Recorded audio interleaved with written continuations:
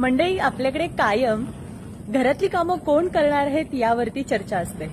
पण तुम्हाला हे माहितीये का की जपानमध्ये प्राथमिक शाळेच्या अभ्यासक्रमामध्येच मुलांना बेसिक स्वयंपाक शिकवला जातो.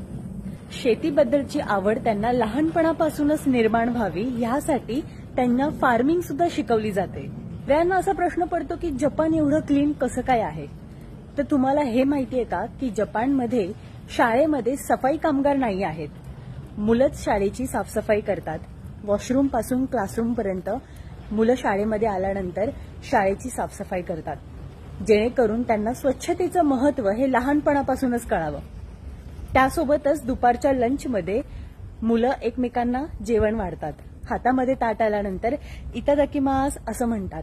आता इतादाकिमास म्हणजे काय, तर आलेल्या जेवणाप्रती धन्यवाद. आणि अशा पद्धतीने नैतिक मूल्य माणसाच्या आयुष्यात किती महत्वाचे आहेत हे लहानपणापासूनच त्यांना शिकवलं जातं. व्हिडिओ आवडला असेल तर व्हिडिओ नक्की लाईक करा, शेअर करा आणि माझं YouTube चॅनल फॉलो करा, व्लॉग्स बाय कवी.